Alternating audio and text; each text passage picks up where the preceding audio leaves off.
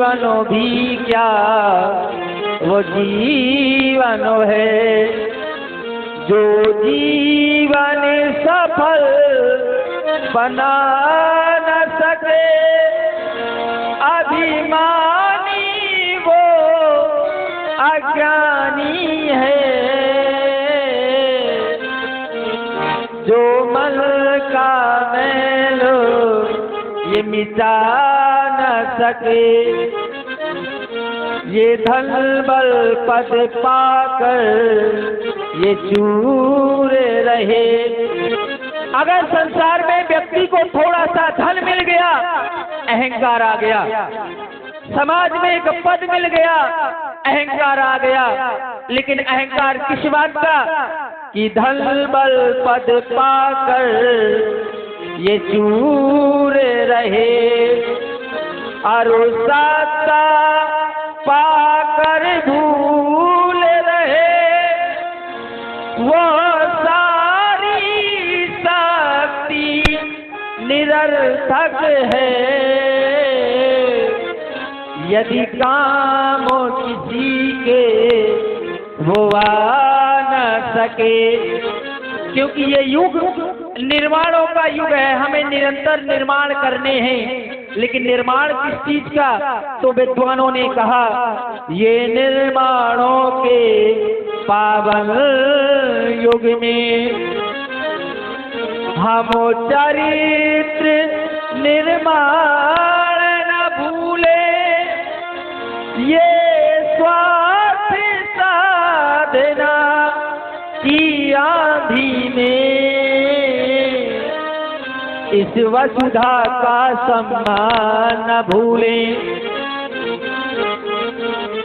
तन भूले पद भूल भी जाएं,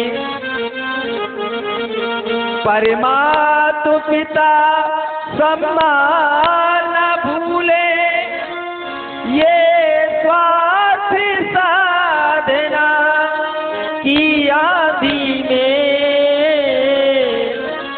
इस वसुधा का सम्मान न भूले।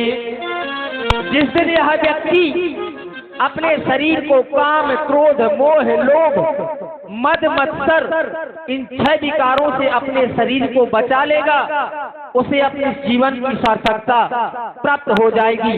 मंत्री बरो, हम जानना चाहते हैं हमारे समाज की कुशलता कहो। महाराज,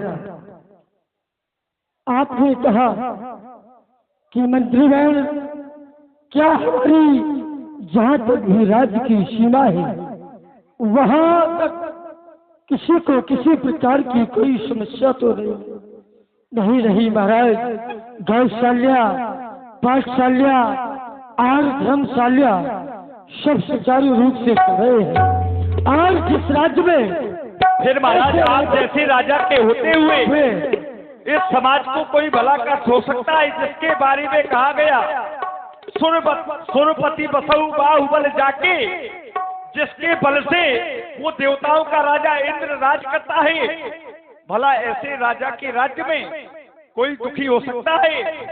ऐसा ही नहीं, इतना नहीं, आपके लिए कहा गया धर्म धुरंधर गुणनिधि ज्ञानी, साधारण ज्ञानी नहीं, गुणनिधि ज्ञानी। तो ज्ञानी राजा की राज्य में समाज कभी दुखी नहीं हो सकती। हे महाराज, गौ ब्राह्मण संत सभी एक समान प्रसन्नता से है, और आपके राज्य में पूरी समाज प्रसन्नता से है। मेरे द्वारा किए गए कार्यों से मेरी प्रजा प्रसन्न है। एक राजा को इससे बढ़कर के और क्या चाहिए। लेकिन मंत्री बरो, आज हम अपने सेनागार से सीधे सभागार की ओर चले आए हैं। मानो हमें ऐसा प्रतीत हो रहा है कि हमारे पूर्वजों का यह ताज, यह मुकुट कुछ टेढ़ा है। दर्पण की व्यवस्था करो, आज हम इसे यहीं पर संवारेंगे। जो आज्ञा महाराज।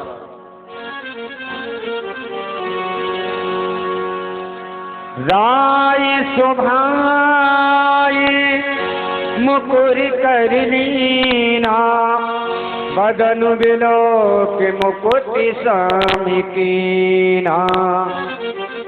महाराज दशरथ ने एक बार अपने समाज में बैठे हुए थे और उनको एक बार याद आया कि उनका मुकुट टेढ़ा है, लग रहा है कि उनका मुकुट टेढ़ा है। उन्होंने देखा और आईना मंगा करके मुकुट को देखते हुए उनकी नजर पड़ी।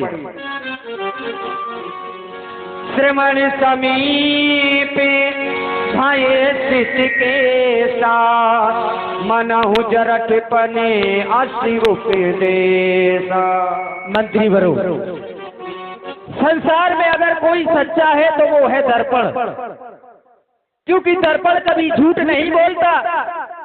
आज जैसे ही हमने अपने मुख को दर्पण में देखा तो पाया क्या?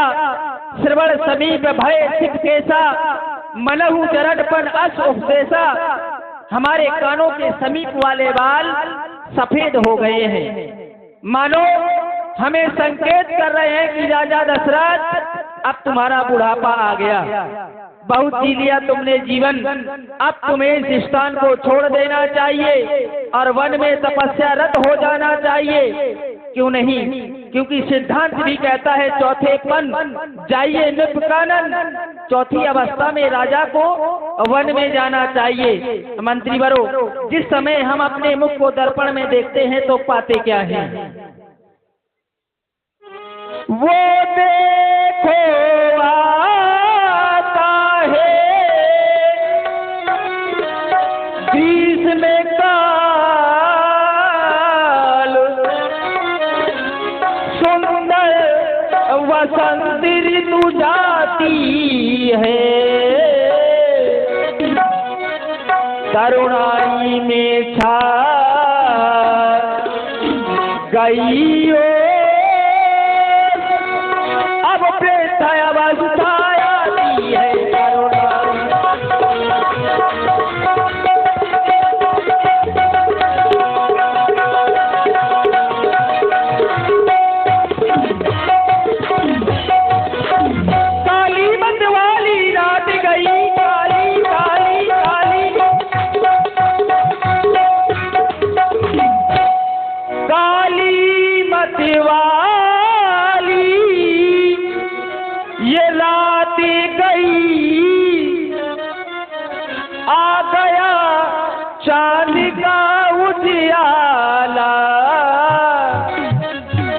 तकता है राहु ये चंद्रमा को, है शीघ्र ग्रहण पड़ने वाला, लगता है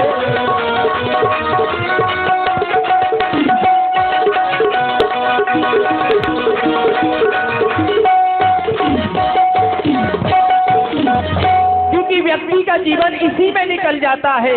ये तेरा है, ये मेरा है, यही तो माया है। मेरा मेरा करते करते वो दिल जैसा दिन ढलता है, बदली ने रंगत ये बदली है, सूरज पश्चिम को ढलता है, बदली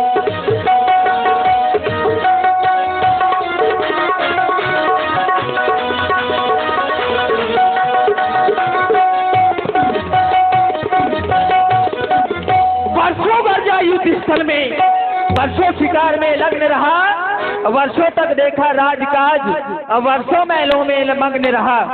क्यों ना हो, हमारे मन में एक अभिलाषा ने जन्म लिया है और अपने मन की अभिलाषा लेकर हम गुरुदेव भगवान के पास जाना चाहते हैं। घोषणा कर दो, आज का दरबार यहीं पर स्थगित कर दिया जाए।